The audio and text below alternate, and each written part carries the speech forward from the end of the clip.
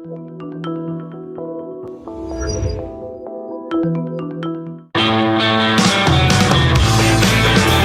is the Gerry Callahan Show.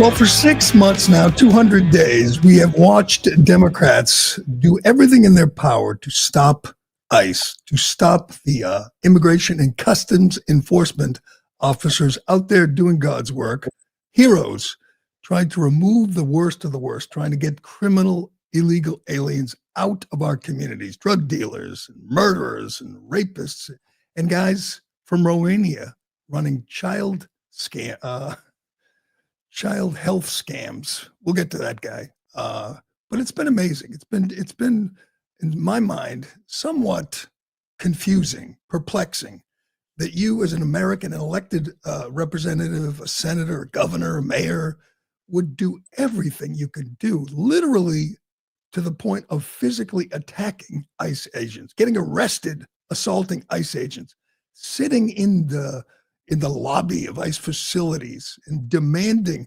an illegal alien, human trafficker, and wife beater be returned to your community. You represent that community, and you want an MS-13 member returned from his home country and placed back in your community. The lengths they have gone, the effort they've put in to stop ICE, to stop the Trump administration from making our community safer, has been really incredible to watch. And you wonder, what is the end game? Why are they so invested in illegal aliens to the point where in Massachusetts, we are now giving illegal aliens $30,000 to pay their rent? Yes, you heard that right. Illegal aliens, people who came here illegally and settled in Massachusetts, are now getting $30,000 from taxpayers. It really is an incredible thing to watch. And you wonder, why are they so devoted, so dedicated to this? Why can't they just admit this will make their community safer? It'll help with a number of problems, housing, crime, you name it. We have an answer. And I think this has been undercovered, underplayed. It really is the key to all this. Everything goes back to this, including the redistricting fight we're having now. And it might be, if it comes to fruition, the most important thing Trump will do, has done to date. He's done a lot. Hell, let's get to the list. I'm going to answer that question. Why are Democrats literally throwing themselves in front of vans to stop the Trump administration from removing criminals from their neighborhoods? It's cynical. It's disgusting. But I'm going to explain that to you. But I want to do this list first because it's so great. We talked about it yesterday. You know, all the people Trump has canceled to this point, all the people. Here it is. I love this list, and I hope everybody appreciates this, because we talk about the big deals. You know, we talk about ending wars and closing the border, and obviously those are critical. Those are terrific accomplishments. But this is from a Twitter account. Bill Holte posts this on Twitter. Because Trump won, here's all the dominoes that have fallen in 6 months. Colbert was fired. Howard Stern is going to be fired. Joy Reid fired. Jim Acosta gone. Neil Cavuto gone. Lester Holt, Chuck Todd, Chris Wallace all gone. PBS is defunded. NPR is defunded. USAID is gone. White people are back in TV commercials. Morbidly obese Black women are appearing less frequently in TV commercials. Disney removed a teenage trans girl from their show Win or Lose. Black Captain America tanked. ABC had to give Trump $17 million for lying about him. AP has cut back its workforce by 8%. CNN ratings are in a week-to-week death spiral. So are MSNBC's. Wolf Blitzer and Jake Tapper were denied raises. Rachel Maddow took a pay cut. Justin Trudeau resigned. And the Gulf of America is now the Gulf of Mexico is now the Gulf of America. What is your favorite Trump-destroyed thing on this list? I gave my answer. My favorite is PBS, because as I've mentioned many times, I've been hearing about this for 40 years, that Republicans, when they're in control of the House, the Senate, the White House, whatever, we're going to defund PBS. We're going to stop giving our tax money to this left-wing propaganda machine, that we were going to stop paying for state-of-the-art equipment for these welfare queens at PBS and NPR. And finally, at last, Trump did it. Every Republican for 40 years has vowed to do it, and he did it. So that probably gave me the most pleasure seeing him do that. But I add this. The USAID is the most important thing on that list. $40 billion a year to Democrat pet projects, to well-connected Democrats. We've gone through the whole list of drag shows in Ecuador and condoms for Gaza and Sesame Street in Iraq. That was all bull. That wasn't real. It was a money laundering machine for Democrats. As Marco Rubio said, 90% of the money never left Washington. Now, it's wonderful that USAID was defunded, eliminated. It was great. It is so important. But we need to follow it up with the rest, because these people stole billions from American taxpayers. So that would be the most consequential item on the list. And my favorite, the most fun would have to be Colbert. I mean, all the rest of these left-wing propagandists, it's great to see them go. Chuck Todd and Jim Acosta. Tapper maybe soon. It's great to see them all lose their gigs and get exposed. But Colbert was the most fun, because he was the biggest hack of them all. And now we get to see his farewell tour for whatever it is, 8 months. But here, I think, this might become the most important move Trump has made, and it's kind of going under the radar. Trump posted this on True Social, talking about the census. And this is so important. It's kind of boring. The census. Who cares about the census? But when you think about it, at some point, I believe it was 1960, we started counting illegal aliens in the census. And when Joe Biden made the deliberate move to open the border, as we asked for the last 5 years, what are we doing? Why are we doing this? Why are we allowing 20 million illegals to come across the border? Why are we flying them in by the hundreds of thousands from Haiti and Guatemala and Nicaragua and Venezuela? Why are we allowing Chinese nationals to cross our border? Why do we have an open border? Well, I think we have our answer. It is not about cheap labor. They don't care that we don't have anyone to pick the crops, as they say, or clean their houses. That's a residual effect. And it's not about compassion, of course. It's not about helping families. It's just trying to make a living and just trying to have a better life for their family. Those are lies. This is why Democrats opened the border. This is why they are fighting tooth and nail to keep illegals in your neighborhood, in your community. This is why they gave them free hotel rooms and free food and free healthcare and free Ubers and free phones.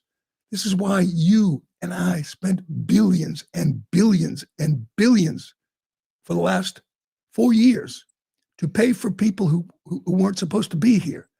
This is why, because their political future, their power depends on it.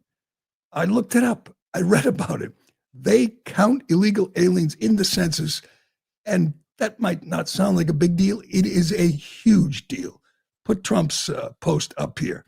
If we actually do this, it changes everything. Trump posts, I've instructed our Department of Commerce to immediately begin work on a new and highly accurate census based on modern day facts and figures, and importantly, using the results and information gained from the presidential election of 2024. People who are in our country illegally will not be counted in the census. Thank you for your attention to this matter. All right, if indeed he gets this done, if Republicans get this done, I believe it passed the House, and it will pass the House, the Equal Representation Act in June. passed 206 to 202. So Democrats, 202 Democrats voted to continue to count illegal aliens in the census. That is huge. They need them. We're fighting right now over redistricting in Texas, which might mean 5 more seats for Republicans. If they stop counting illegals, if they get all the illegals out, we're talking 20 to 30 House seats. We're talking big states, California, New York, Illinois, small states, Massachusetts, Connecticut, Rhode Island, losing seats eventually. If they eliminate if they no longer can count the illegals, which they have brought into this country, it changes everything. It's big. It's really big. And I looked and I said, why? Why did we ever start counting illegals in the first place? And they did it, like I said, in 1960 when there weren't that many illegals and it wasn't a big deal. They're here, they're living here. Nobody really cared. They made the argument that they can't vote, but they're living and working here. Just like women 200 years ago couldn't vote, but they counted them because they're Americans. Well, these aren't Americans. And somehow, some way, at some point, they got this passed, and Democrats and we started counting illegal aliens in the census. There are an estimated 2.6 million illegal aliens in California alone. There's like almost 2 million in New York. They've been counting them. They have led to House seats. They have led to votes in the House and congressional districts, which go blue, which are Democrat. And that may come to an end. Get Stephen Miller, because he's so good at this. He explains how many seats are at stake and why Democrats are fighting so hard to keep MS-13 gang members in your neighborhood. Here's Stephen Miller. Democrats rigged the 2020 census by including illegal aliens. Remember, they sued Donald Trump.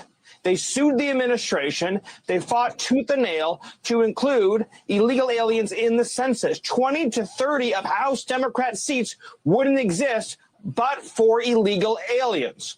Texas is taking just a small corrective step against this ocean of fraud, this ocean of abuse by the corrupt Democrat Party, Sean. That's 20 to 30 seats. There was an independent study done that estimated in 2019, they estimated counting illegal aliens impacted 26 House seats. He's not making that up. 26 House seats. Again, Texas is fighting over 5. California and Illinois are trying to eliminate 1 or 2 red seats. This is 26. And I said, that can't be true. Well, I looked at this hearing in the House in December, before Trump took office. The head of the Census Director, Robert Santos, was grilled by Nancy Mace. Say what you want about her. She's a little crazy. She wants to become the next governor of South Carolina, but she's good at this. And she's asking this question, and this is confirmed. We count illegal aliens, and they still use the number 11 million, but we know it's 20 to 25 million. And they want to keep them here. They don't care if they occasionally, murder an American woman, if they don't care about Jocelyn Nungaray or any of the other, Rachel Marin. That's collateral damage. They need them here. They need them counted. They need the seats. Here's Nancy Mace grilling the census director just 8 months ago. Check this out. So I have a series of questions for you, Mr. Santos, that are yes or no. And so I would ask that you use yes or no when I ask these questions. Did the U.S. Census Bureau do anything to identify the immigration or citizenship status of individuals surveyed during the 2020 census, yes or no? No. Are illegals counted in the census, yes or no? Yes, if they're permanent residents, if they reside in the U.S. Okay, so when you're doing the census with folks and asking the question, you're asking them if you're not asking if they're a citizen, you're asking, do you ask if they're a permanent resident? We ask folks to list everyone who lives at that residence. Okay. But you're saying you're only counting illegals if they're a permanent resident.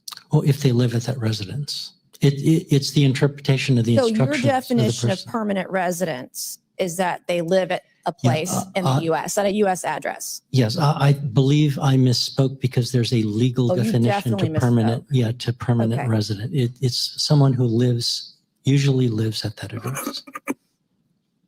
So I'm going to ask the question again. Are illegal aliens, criminal illegal aliens, the people that break the law coming into our country when they enter in the door illegally, are they counted in the U.S. Census, yes or no? Yes. Thank you. All right. Are there political implications for congressional apportionment and the Electoral College when we're counting non-citizens, when we're counting illegals, criminal illegal aliens in the census, yes or no? I'm sorry, I missed the first part of the question. Are there political implications for congressional apportionment and the Electoral College when you are counting criminal illegal aliens in the U.S. Census? I do not know. Oh, you absolutely know. Because apportionment is based on what? Is it based on what? Population? Yes. Population based on counts in the what? U.S. Census? Correct. All right. You're the director of the U.S. Census Bureau, correct? Correct. Why is this so difficult for you to answer honestly? Well, no, it is what it is. So if there's more population, then you get. You just said you didn't know if there are political implications for congressional apportionment in the Electoral College when you're counting illegals. In all honesty, I am not a politician. I'm a scientist, and so we do our counts according to the Constitution. Mr. Science. Yes, ma'am. When you're doing apportionment, we're doing congressional seats based on population that includes illegal aliens. Does that have a political impact in campaigns when you're drawing those lines and having people vote in those elections? They are counted in apportionment, yes. Okay. Yes, there you go. Yes, they're counted in apportionment. 20 million illegal aliens, maybe 25, maybe 30. We don't know. But this is why they have done everything in their power to keep them here. This is why they get free. This is why they flew them in, used government jets to fly in 300,000 Haitians and dump them in middle America. It's all about the House. It's all about Congress. They lose Congress maybe for a long time if Trump succeeds in changing the census. And tell me one honest person who thinks illegal aliens should count in the census. They can't vote. They're illegal. They're criminals. If they don't count, Democrats lose. This is why they're so invested. This is why they're literally occupying detainment centers and assaulting ICE agents and demanding ICE get out of their city, even though the ICE is there to make their cities safer. This is why they're fighting and paying illegal aliens to stay here. This story out of Massachusetts is just incredible. I often wonder, like, I know Democrats. I know plenty of Democrats. I don't know one who thinks this makes sense, who thinks this is fair. You don't get $30,000 if you're a disabled vet. You don't get $30,000 if you're an American who's come on hard times. You don't get anywhere close to that. So someone comes into our country illegally. I don't care whether Joe Biden flew them in or they walked across the border or they overstayed their visa. They're being forced out of the hotels, the free everything, and now they have to find apartments. And the governor announced they're going to give illegal aliens that's more than you make in a year, isn't it, Ironhead? It's too bad. Just way more. Yeah. I'm telling you, we have people who contribute nothing, who bring no benefit to America. There's no reason to want them here other than to increase your power as a politician. Here's a report of what Maura Healey is doing for illegal aliens, the poor people who've been forced out of their free luxury hotel rooms and now have to find a place to live. And some of them are complaining because it's not enough. Check this out. The Massachusetts GOP is criticizing Governor Maura Healey over a new report that shows shifting shelter costs to the state's home-based program. The program provides rental assistance to migrant families. According to the report, Massachusetts is on pace to spend $97 million on the home-based program in the current fiscal year. The state spent approximately $9.5 million on housing at-risk families. Massachusetts Republican Party Chair Amy Carnevale released a statement following the release of the report, saying in part, quote, "As much as Maura Healey would like the public to think that she's improving the system, the data tells a different story." The Daily Mail has this went national, and the Daily Mail had a story about this of one migrant mom complains about taxpayer-funded $30,000 housing handout. She blew through it in 10 months and came back for more. A migrant mother who received $30,000 to the Massachusetts Housing Assistance Program is now asking for more. Nadine, who declined to share her last name, moved to the U.S. from Haiti in 2021. She's been living in a subsidized 3-bedroom apartment in Dorchester with her 4-year-old son for the past year. She received $30,000 in aid from Maura Healey's home-based shelter program, which can be used toward monthly rent payments, security deposits, brokers' fees, furniture purchases, and more. She lost her job as a home health aide, and her boyfriend is no longer residing in the home, making it harder for her to cover her $1,000 she pays a month for rent. She pays $1,000 and she ran through $30,000 and can't afford her apartment any longer. That's who Democrats brought into Massachusetts. That person is here so she can count in the census and make sure Democrats don't lose the House. Truly, no one can argue that that makes any sense at all. This unemployed home health aide from Haiti contributes nothing to this country, provides no benefit to the American people, and yet she's here on the dole because she's going to help. They hope she can help Democrats win back the House.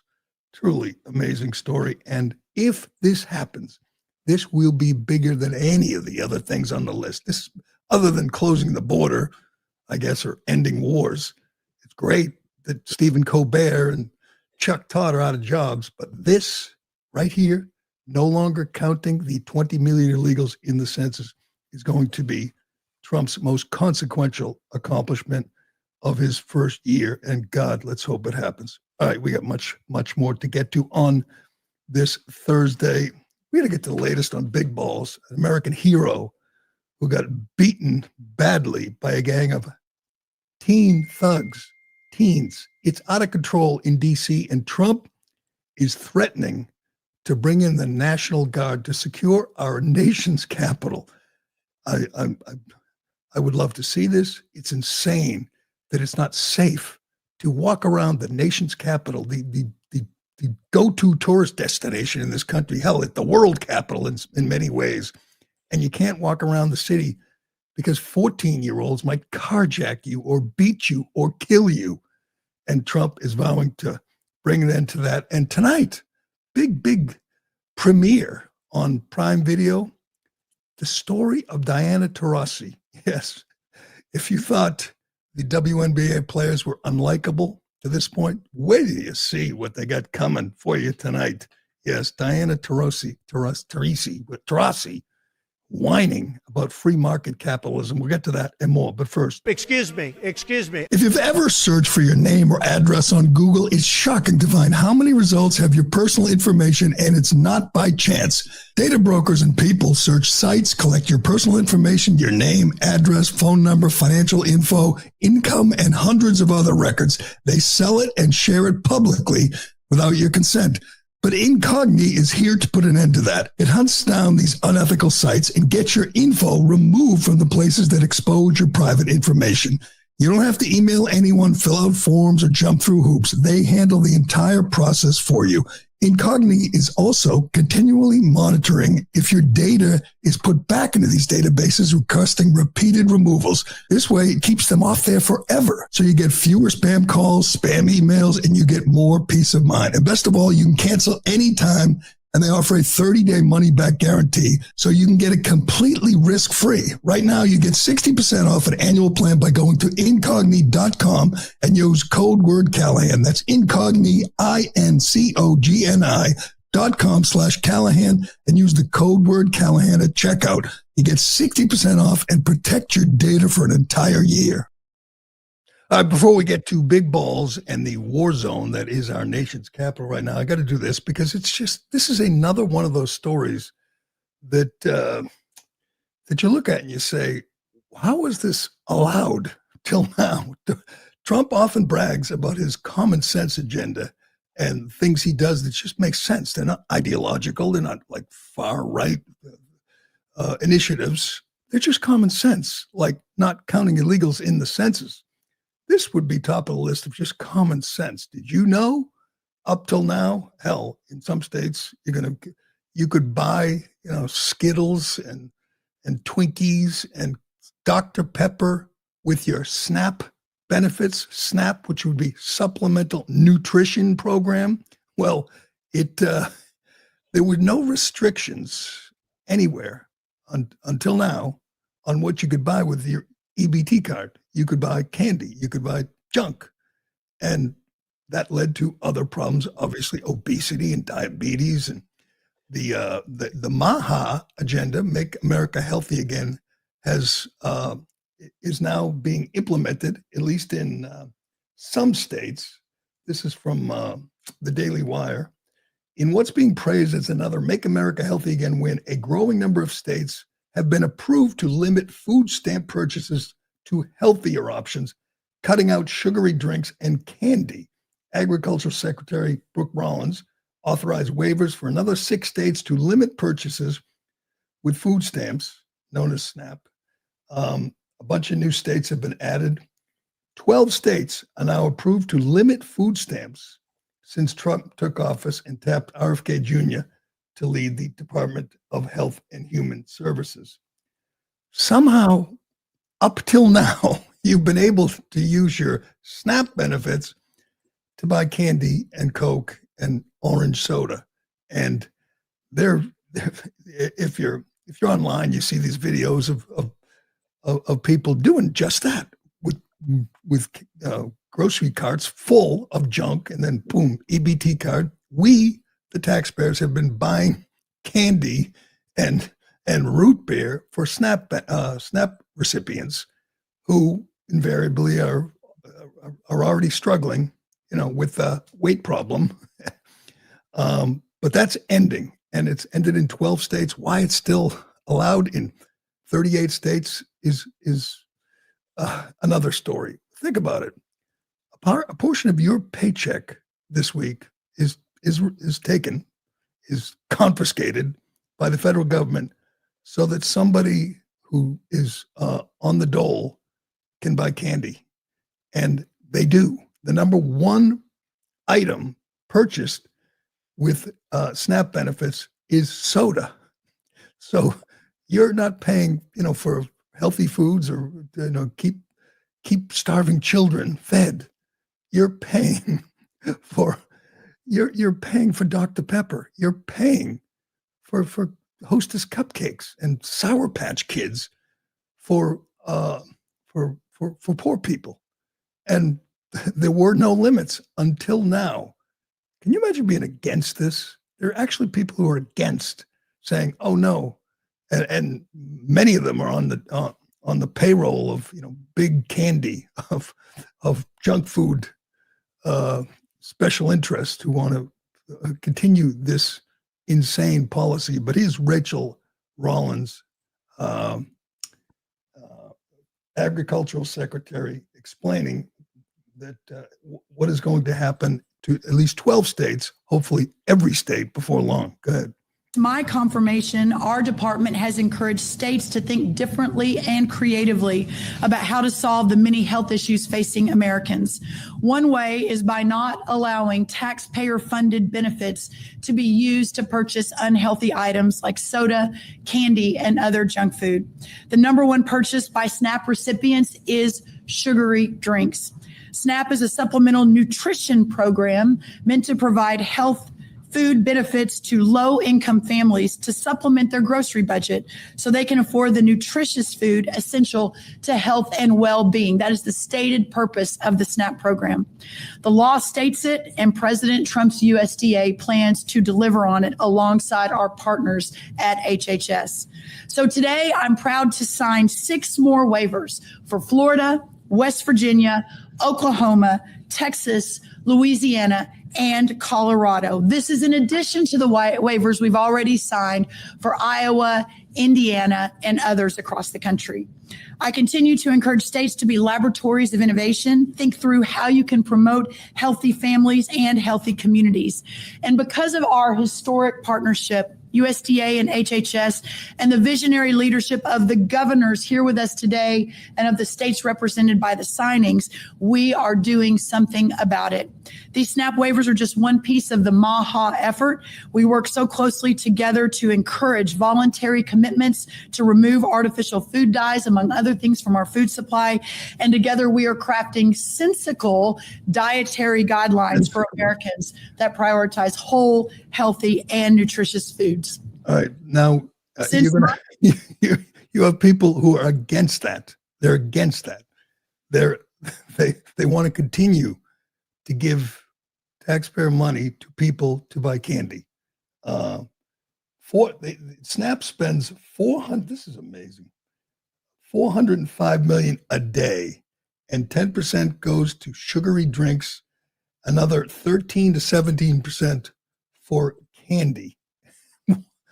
Here, and you see these videos online, a lot of, EBT users post the videos of them buying all this junk. Well, now they're posting videos of this new reality for them, things they are no longer allowed to buy. They're being forced, according to this guy, to buy steak. Check this out. They really own that. They say no EBT. No, they own that. The food stamp EBT is over with. I can only buy steak, chicken, vegetables, no snacks, no nothing. I can't get no more stuff. You feel me, y'all? Man, they really did that shit, y'all. It's over with, y'all. It's over with. And he can't, he's disappointed because he can't buy Doritos with his EBT card. And he's forced to buy steak, chicken, and fish. Okay, Democrat. Okay, Liz Warren. All right, Hakeem Jeffries, AOC. Make your case. Why should they still be allowed to buy Skittles with my tax money? This is amazing. That is the bottom line. The real story about what Trump has done for 6 months, what Trump has promised to do and delivered, is just things that that were previously insane. I mean, this was insane that you were allowed to use my tax money to buy candy. And now you can't. Or at least, actually, you still can, because they haven't even moved into the blue states yet. It's all red states that are banning this. But, oh, the humanity, the suffering that obese people should be allowed to buy candy with my tax money. Talk about the most common sense thing you could do. Sorry, you got to buy steak. You got to feed your kids some chicken and some vegetables, and maybe they won't be obese. Maybe they won't have diabetes, and they won't be sick and overweight. Well, that's what RFK promised to do, and that's what he's doing. Let's get to an update on big balls. This is a big moment in our nation's capital. As we told you the other day and told you yesterday, Edward Cordes, of course, I got to get his name. I always screw this up.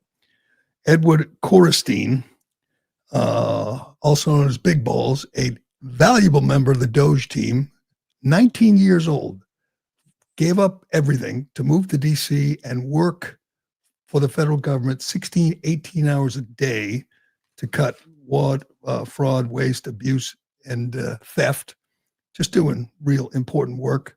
The guy was a hero before he did this, but Sunday morning at 3 a.m., he and his friend were being carjacked. He put his friend, a female, in the car, told her to get out of there, and he's faced off with a mob of at least 10 young thugs. There have been 2 arrests so far. We're waiting for more. 2 15-year-olds. And you're saying, this is kind of scary. 15-year-olds roaming the city looking to carjack, rob, beat people. He has drawn attention to this problem. We talked about the UMass intern who was murdered senselessly on the streets of D.C. In June. He was an intern for a Kansas Republican congressman, a UMass native, and a UMass student. No Democrats gave a damn. He was gunned down senselessly, murdered. His name is Eric Tarpinian Jackham. His family sat down last night with our friend Rob Finity, and it was incredible. It was just heart-wrenching. They heard from no Democrats, not the governor, not their senators, not their rep, until Trump wrote a letter to the family, which was read at the funeral. They really appreciated that letter. And then Democrats, because it didn't look good, that they didn't care about a 20-year-old intern murdered on the streets of D.C., not far from our capital. It's happened many, many times. We've seen it. Members of Congress have been robbed, media people. The city of Washington, D.C., our nation's capital, isn't safe because leadership doesn't punish crime, particularly crime by juveniles. Last year, 2024, juveniles accounted for 52% of all robberies. 200 of the juveniles arrested last year had previous violent crime convictions. They know there's no price to pay. They don't care. They know the 15-year-olds who beat up big balls, gave them a concussion. They don't care because they know they'll be on the street the next day and there'll be no price to pay. That is why Trump is threatening to bring in the National Guard. I got a question. They're 15. Some were 14, apparently, maybe 12, 13. They're roaming the streets at 3 a.m. Well, I assume there's no father, but is there a mother?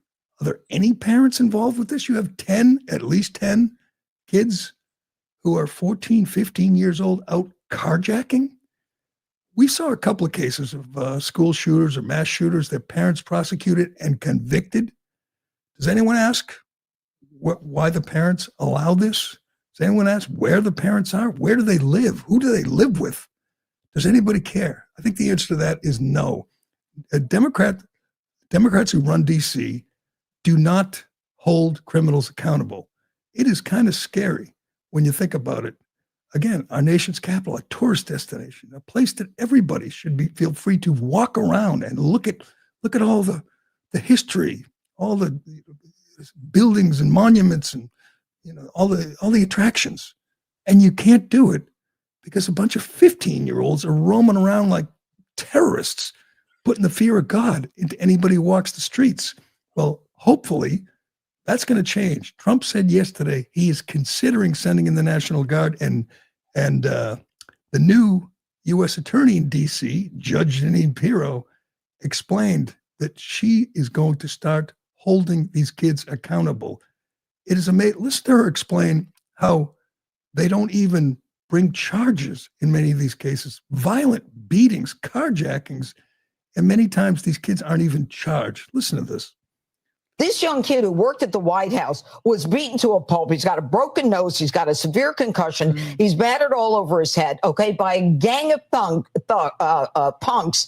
10 of them, I believe. 2 have been arrested, 2 15-year-olds. None of them come to my office, Laura, because they're not considered criminals. They go to family court where the effort is rehabilitation. The D.C. Council, and the president is right, They've got to stop their coddling. Number one, we've got to lower the age of responsibility to 14. I'm tired of having these kids commit crimes in their crews, not gangs in D.C. We've got an intern. You said it in your open. He's an intern from college. He gets shot going out for McDonald's at 10:30 at night. This kid is trying to help his girlfriend or his friend to a car. He gets assaulted, and but for a cop going by, they would have, had they gotten him on the ground, they would have stomped him and finished him. He was able to stay standing.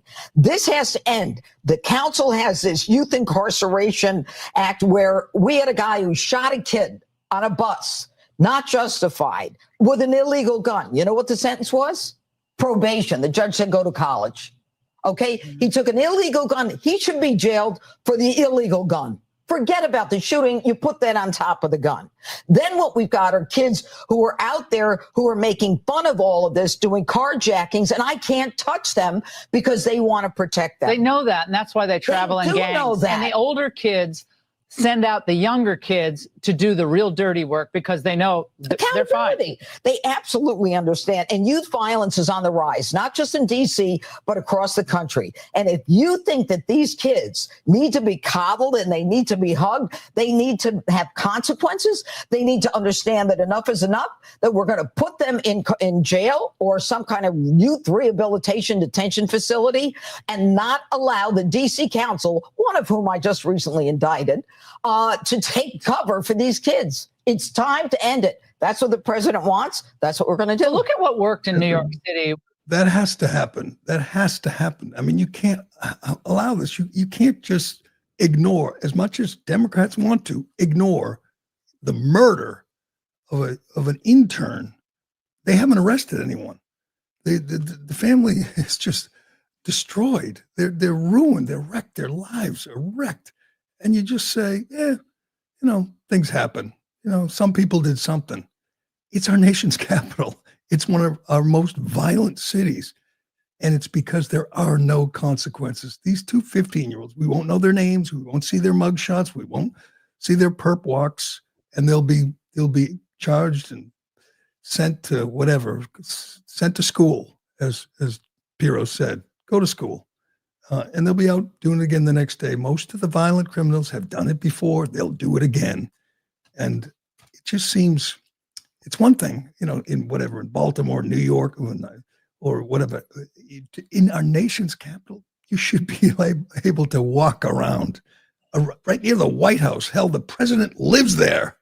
The president lives there, and we have gangs roaming the streets outside the White House, beating people and carjacking them and shooting them. And it will be an incredibly powerful visual to see the National Guard out there trying to keep order.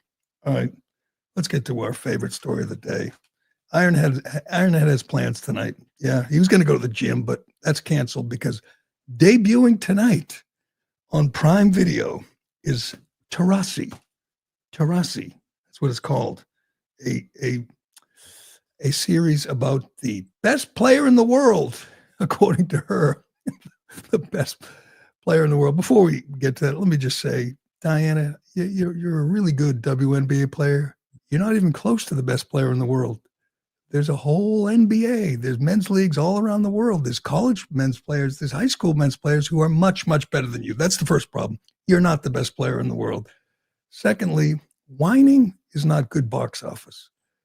I watched this clip and I said, that is supposed to be the teaser? That's supposed to suck me into watching this show about this whiny WNBA player? Anyway, let's watch the teaser and you tell me, are you seduced? Are you ready to sit down tonight and watch Taurasi? Check this out. I'm the best player in the world, and I have to go to a communist country to get paid like a capitalist. Playing in Europe during the WNBA's off-season, these women were going for 7 or 8 months. They were chasing their value. One time I came back and I was like, man, my parents have just gotten older, and I've missed a big part of it. We weren't making that much money, so generational wealth was coming from going to Russia every year. Now we have to come back home and get paid nothing to play in a harder league in worse conditions against the best competition in the world. The fucking janitor at the arena made more than me. The janitor makes more than her. She says, well, you know what? must be worth more. I mean, it's amazing to watch these women who don't seem to grasp free market capitalism. I mean, you get paid what you're worth. You don't have to play in the WNBA. You can go get a job. Maybe you could earn more. What do they get? Like $80,000 for 3 months, and then they go to Russia, which she says is a communist country. Diana Taurasi's making over 200,000 now. She's making over 200,000. How long is the season? 3 months, something like that. And she says the janitor gets paid more. That's a hell of a well-paid janitor. That's a good gig for that janitor. But you get paid what you're worth. And until Caitlin Clark came along, no one was watching. You were losing money. You were being subsidized by the NBA. You still are being subsidized by the NBA. You're just supposed to get paid more because you want to get paid more. That's not how this works. You get paid what you're worth. You don't. If Caitlin Clark's not playing, not a lot of people are watching. If they're not throwing green dildos on the court, you don't get a lot of attention, WNBA. And again, you're not the best player in the world. That's the problem. You're the best women's player, which is the reason. She's not even the best player in the WNBA. Yeah, who is? Kelsey Plum's probably better. I hate her guts too. Caitlin Clark's better. Caitlin Clark's the best player. I've watched her. She's great. And if she's hurt, then no one watches. If she's hurt, then the ratings fall off the cliff. But this is part of the problem, is the whining, the image that they're just feel entitled. You heard Angel Reese the other day said they're considering walking off, sitting out in protest because they don't make enough. Well, no one will care. It's not like, NFL players walking out, which would be a big issue. If they walk off, people will do something else. Who wants to watch that? It's going to be all whiny and complaining. And I'm forced to go to Russia. No, you're not. You can make you $200,000. And Caitlin Clark's not going to Russia. She's making $3 million a year from Nike and other Gatorade, whatever else she's doing. She's not going to Russia. When they get paid off the court for endorsements and appearances, that's the free market. That's them getting paid what they're worth. If you don't get that kind of income and you're forced to go to Russia, it's because you're not worth it. Some of them are smart enough to bring weed vape pens with them. I know. I'm sure that's not happening anymore. If you're going to go to Russia, and by the way, good, go to Russia and go wherever they want to pay you. That's how it works. You get paid what you're worth. And I don't know how you can make the argument that she should be making millions when the league is losing money. So in other words, you just want them to subsidize you forever to make you happy so you can stay around your parents as they grow old. Again, if you feel bad about missing time with your parents, don't go to Russia. She must make plenty of money in endorsements. Not Caitlin Clark money, but she must make decent money. Stay home. Take care of your parents. Watch them grow old. That is the worst teaser, the worst trailer I think I've ever seen. Oh, the janitor makes more than I do. Tune in so I can whine some more. Why would you want to miss that? Before we go, Trump had a great day yesterday. He was just on a roll. He was talking about everything. He talked about Stern, talked about Kimmel. I think he is really hoping Kimmel is the next one on the enemies list to go down. Fallon, making fun of him, saying they got no talent. Said Stern's fall began when he endorsed Hillary, and he's right. He's right. Not just endorsed Hillary, but kissed her ass, and then he kissed it. Howard Stern, I forgot about this yesterday, did that interview with Biden where they gave him the questions. That's how far he has fallen. Howard Stern interviewed the president, kissed his ass up and down, said he's a great man, a great president, and literally had a list of questions that the Biden team gave him to ask. Can you imagine Howard Stern of 20, 25 years ago doing that with anyone, even if he liked the guy, saying, sure, just tell me what you want me to ask. And he did it. That was the downfall of Howie Hamptons, because not one of his fans, his former fans, appreciated that, enjoyed that. It was truly his the end of Howie Hamptons. But so they were asking the latest, gotcha moment. They're still talking about Epstein every chance they get with Trump, and he's getting annoyed. But they claimed, the media started this rumor, there was a big meeting at the vice president's residence where they could all organize, strategize their plan to deal with the Epstein issue. And the media asked Trump about it. He knew nothing about it. He turned it over to Vance, who shut it down, and then Trump responded as only he can. Check this out. Vice President Vance hosting a gathering this evening to talk about how to respond to the Epstein situation? Is he working on what? Is he hosting some kind of gathering of top advisors this evening to talk about how to respond to the Epstein situation? I don't know. I could ask you that question.